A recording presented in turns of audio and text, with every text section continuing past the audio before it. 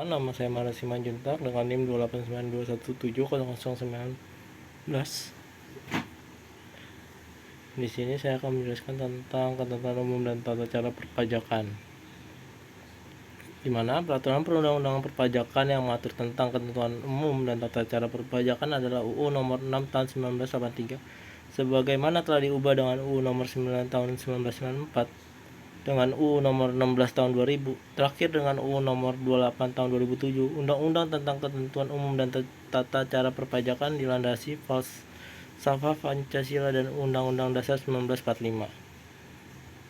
Wajib pajak, di mana yang pertama itu kita harus mendaftarkan diri untuk mendapatkan NPWP. Yang kedua itu kita harus melaporkan usaha untuk dikukuhkan sebagai PKP. Yang ketiga itu mengisi SPT dengan benar. Yang keempat menyampaikan SPT. Yang kelima membayar atau menyetor pajak terutang. Yang keenam menyelenggarakan pembukuan.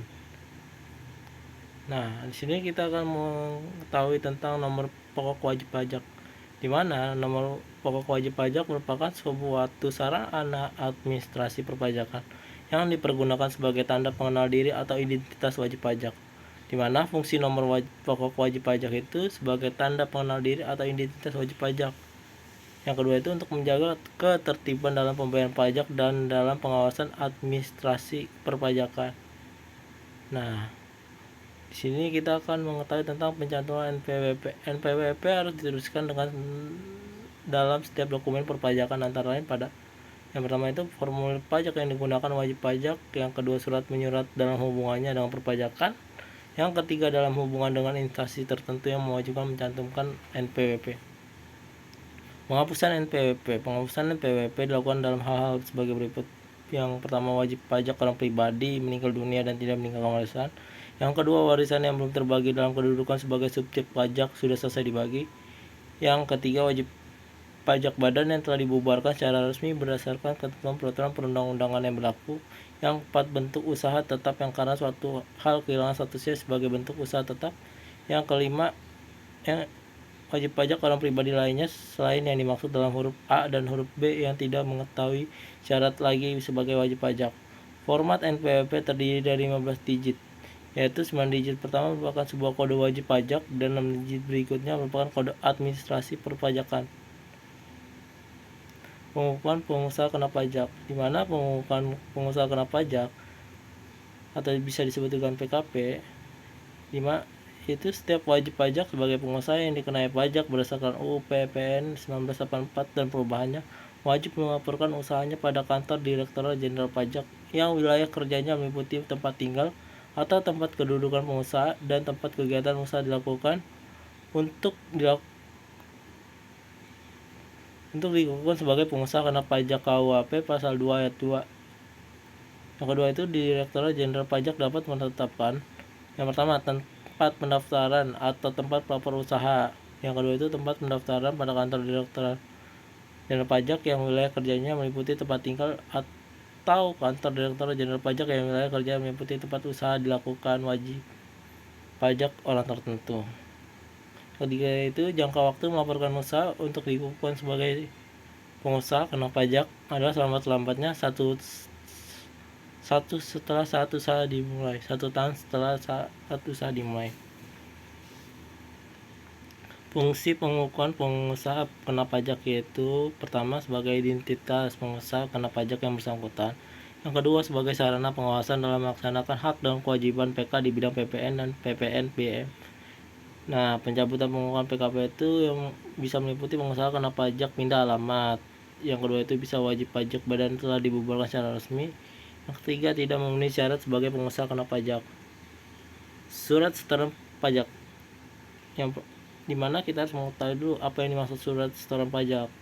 Surat setoran pajak merupakan sebuah bukti pembayaran atau penyetoran pajak yang telah dilakukan dengan menggunakan formulir atau telah dilakukan dengan cara lain ke kas negara melalui tempat pembayaran yang ditunjukkan oleh Menteri Keuangan KUHP pasal 1 angka 4. Fungsi setoran surat pajak itu sebagai sarana untuk membayar pajak dan sebagai bukti dan laporan pembayaran pajak. Nah, tempat pembayaran dan penyetoran pajak. Tempat pembayaran tersebut merupakan sebuah bank-bank yang ditunjuk oleh Direktur Jenderal Anggaran, bisa meliputi kantor pos. Surat pemberitahuan SPT. Apa itu SPT? SPT merupakan surat yang oleh wajib pajak digunakan untuk melaporkan perhitungan atau pembayaran pajak, objek pajak dan bukan objek pajak, atau harta dan kewajiban sesuai dengan ketentuan peraturan perundang-undangan perpajakan KUHP pasal 1 angka 11. Fungsi surat pemberitaan SPT bagi wajib pajak PPH itu sebagai sarana untuk melaporkan dan mempertanggungjawabkan perhitungan jumlah pajak yang sebenarnya terutang, dan untuk melaporkan pembayaran atau pelunasan pajak yang telah dilakukan sendiri atau melalui pemotongan pemungutan pajak lain dalam suatu tahun pajak. Bisa juga untuk melaporkan pembayaran pemotongan atau tentang pemotongan pajak orang pribadi atau badan lain dalam masa pajak yang ditentukan berdasarkan peraturan perundang-undangan perpajakan yang berlaku. Nah, tadi kan fungsi SPT bagi wajib PPH, sekarang fungsi SPT bagi pengusaha kena pajak, di mana sebagai sarana untuk melaporkan dan mempertanggungjawabkan perhitungan jumlah PPN dan PPNBM yang seharusnya terutang. Yang kedua itu untuk melaporkan pengkreditan pajak masukan terhadap pajak pengeluaran. Yang ketiga itu untuk melaporkan pembayaran atau pelunasan pajak yang telah dilaksanakan oleh pengusaha kena pajak dan atau melalui pihak lain dalam satu masa pajak yang telah ditentukan oleh peraturan perundang-undangan perpajakan yang berlaku. Fungsi SPT bagi pemotong atau pemungutan pajak itu merupakan sarana untuk melaporkan dan mempertanggungjawabkan pajak yang dipotong atau dipungut dan disetorkannya. Batas waktu penyampaian surat pemberitahuan SPT itu biasanya itu 15 hari setelah saat terutangnya pajak atau masa pajak berakhir. Nah, jangka waktu pelunasan surat ketentuan pajak itu untuk wajib pajak usaha kecil dan wajib pajak di daerah tertentu paling lama itu 2 bulan. Hak-hak wajib pajak yang pertama itu hak memperpanjang jangka waktu penyampaian surat pemberitahuan tahunan. Yang kedua itu hak membetulkan surat pemberitahuan. Yang ketiga hak mengangsur atau menunda pembayaran pajak. Yang keempat hak memohon restitusi. Yang kelima hak memohon pembetulan surat tagihan pajak atau surat ketetapan pajak yang salah. 7 hak mengajukan keberatan. Yang ke-8 hak mengajukan banding. Wewenang dan kewajiban aparat. Nah, wewenang menerbitkan surat ketetapan pajak, wewenang menerbitkan surat tagihan pajak, wewenang melakukan penagihan pajak, wewenang melakukan pemeriksaan dan sebagainya. Kewajiban menerbitkan surat ketetapan pajak, kewajiban memberikan keputusan, kewajiban memberikan keterangan, kewajiban menjaga kerahasiaan data. Daluarsa penagihan pajak, hak untuk melakukan penagihan pajak termasuk bunga denda, kenaikan dan penagihan pajak daluarsa setelah melampaui waktu 5 tahun terhitung sejak penerbitan surat tagihan pajak. Surat ketetapan pajak kurang bayar, surat keputusan pembetulan. Daluarsa penagihan pajak sebagaimana dimaksud pada ayat 1 tertangguh apabila diterbitkan surat paksa. Ada pengakuan utang pajak dari wajib pajak baik langsung maupun tidak langsung. Diterbitkan surat ketetapan pajak kurang bayar sebagaimana dimaksud dalam pasal 13 ayat 5. Dilakukan penyelidikan tindak pidana di bidang perpajakan lain-lain. Sanksi, setiap orang harus memberikan keterangan atau bukti yang diminta dalam pasal 35, tetapi dengan sengaja tidak memberikan keterangan atau bukti, dipidana dengan pidana kurang paling lama 1 tahun dan denda paling banyak 25 juta. Terdapat pada KUHP pasal 41A. Setiap orang dengan sengaja menghalangi dan mempersulit penyidikan tindak pidana di bidang perpajakan dipidana dengan pidana kurang paling lama 3 tahun dan denda paling banyak 75 juta. Terdapat pada KUHP pasal 41B. Yang ketiga itu setiap orang yang dengan sengaja tidak memenuhi kewajiban yang sesuai dengan pasal 35 ayat 1 dipidana dengan pidana kurung paling lama 1 tahun dan denda paling banyak 1 juta. Terdapat KUHP pasal 41C.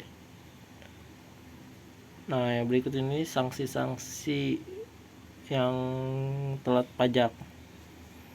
Ada yang denda kurung paling lama 10 tahun dengan denda uang tunai sebanyak 8 juta, ada yang kurung 10 tahun denda 8 juta. Terima kasih. Jika ada pertanyaan atau perkataan yang salah, mohon maaf.